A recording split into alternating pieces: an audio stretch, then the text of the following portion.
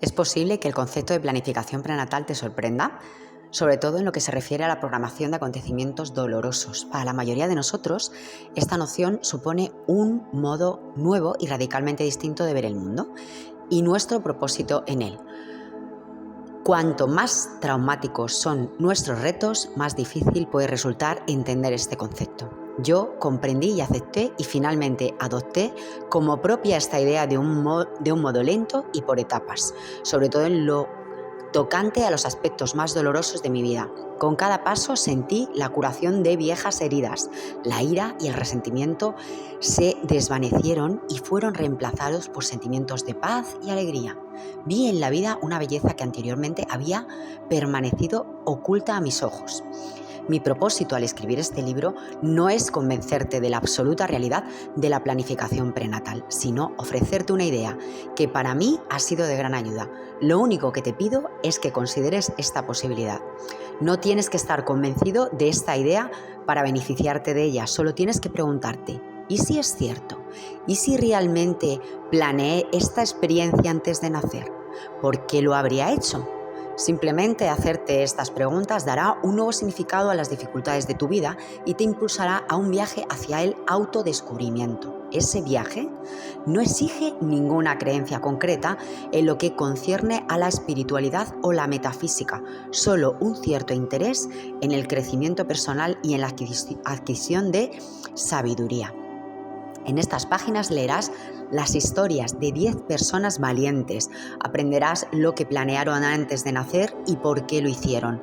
El proceso para comprender la planificación prenatal es parecido al que tiene lugar cuando observamos una escultura.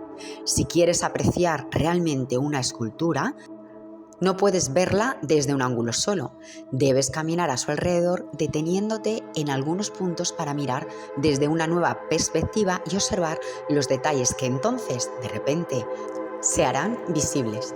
Cada relato es como una de esas perspectivas. Al observar la planificación prenatal desde 10 puntos distintos, conseguirás una comprensión más completa e integral de lo que tendrías solo con la observación de una o dos de sus facetas o con una conversación estrictamente teórica sobre el tema. Te animo a leer las historias con el corazón.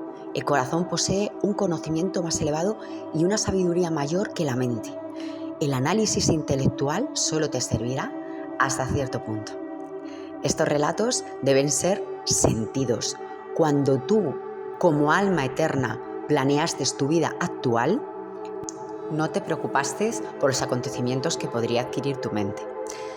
En lugar de eso, querrías experimentar los sentimientos que generaría una vida en la dimensión física.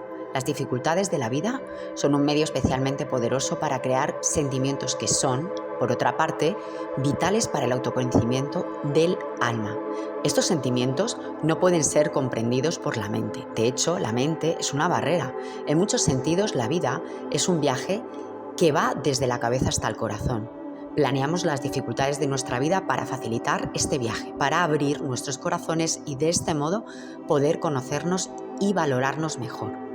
La empatía es la llave que abre la puerta del corazón y hará posible que comprendas estos relatos y su significado espiritual, al igual que fue necesario que las personas que aparecen en este libro reunieran el valor suficiente para planear sus vidas y para compartirlas contigo. Será necesario que tú también reúnas el valor para empatizar con ellos. Yo creo que la empatía es curativa. Si buscas la sanación, descubrirás que tu valentía será recompensada. Este capítulo te proporcionará la información necesaria para apreciar los aspectos metafísicos de los relatos. Si no estás familiarizado con la metafísica, algunas de estas ideas pueden parecerte inusuales, igual que me ocurre a mí. Te pido paciencia. Cuando las veas ilustradas en estos relatos, adquirirán un significado y una validez mayor, y más aún cuando las apliques a tus propias vivencias. Este capítulo te dará, además, una visión general de los puntos comunes que he encontrado en los proyectos de vida de los entrevistados.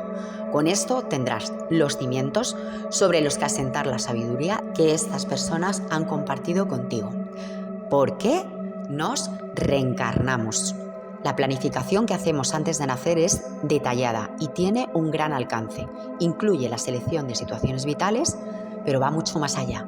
Nosotros elegimos a nuestros padres y ellos nos eligen a nosotros. Elegimos cuándo y dónde nos reencarnaremos, las escuelas a las que asistiremos, los hogares en los que viviremos, la gente a la que conoceremos y las relaciones que tendremos. Si tienes la sensación de que ya conocías a alguien, a quien acaban de presentarte, es posible que sea verdad. Probablemente esa persona fue parte de tu planificación prenatal. Cuando un lugar, un nombre, una imagen o una frase te resulta familiar la primera vez que lo ves o lo oyes, esa familiaridad es a menudo un vago recuerdo de lo que se planeó antes de la reencarnación. En muchas sesiones de planificación usamos el nombre y tomamos la apariencia física que tendremos después de nacer. Tales prácticas nos ayudan a reconocernos unos a otros en el plano físico. El sentimiento de déjà vu se atribuye a menudo a un suceso de una vida pasada, pero muchas sensaciones de déjà vu son, en realidad, recuerdos de planes prenatales. Cuando entramos en el plano terrestre, olvidamos nuestro origen espiritual. Antes de la reencarnación, sabemos que esta amnesia autoinducida tendrá lugar. La expresión tras el velo se refiere a este estado de falta de memoria. Como alma divina, olvidarás tu verdadera identidad porque al recordarla más tarde lograrás un conocimiento mucho más profundo de ti mismo. Para obtener esta profunda consciencia, tenemos que abandonar el reino espiritual, un lugar de alegría, paz y amor, porque allí no experimentamos ningún contraste. Y sin contraste no podemos conocernos totalmente. Imagínate un mundo en el que solo hay luz. Si nunca has experimentado la oscuridad, ¿cómo podrías comprender y apreciar la luz? Ese es el contraste entre luz y oscuridad lo que lleva a un conocimiento más profundo. El plano físico nos proporciona este contraste porque es un mundo de dualidad, arriba y abajo, caliente y frío, bueno y malo. En la dualidad nos permite apreciar mejor la alegría. El caos de la tierra aumenta nuestra apreciación de la paz. El odio que podemos encontrar profundiza nuestra comprensión del amor. Si nunca hemos experimentado estos aspectos de la humanidad, ¿cómo podríamos reconocer nuestra divinidad? Imagina que provienes de un lugar en el que suena la música más bella que jamás fue creada. Es una música arrebatadora y deslumbrante. La has escuchado siempre durante toda tu vida. Nunca ha estado ausente, ni ha estado presente en ninguna otra música. Un día te das cuenta que, como siempre lo has oído, nunca la has escuchado realmente, es decir, que nunca la has valorado, porque no has conocido otra cosa. Por ello, decides que te gustaría poder valorar esta música. ¿Cómo podrías hacerlo? Una forma de hacerlo sería ir a un lugar en el que la música de tu hogar no exista. Quizás en este sitio suene una música distinta, una música que contenga otras notas discordantes, otras estrofas más estridentes. Este contraste te provocaría una nueva apreciación de la música que has escuchado siempre en tu hogar. Otra forma sería ir a un lugar en el que la música de tu hogar no exista e intentar recrearla de memoria. La experiencia de comprender estos magníficos sonidos te daría una comprensión incluso más profunda de su belleza. Existe una tercera posibilidad, mucho más desafiante, pero que además contiene una mayor recompensa.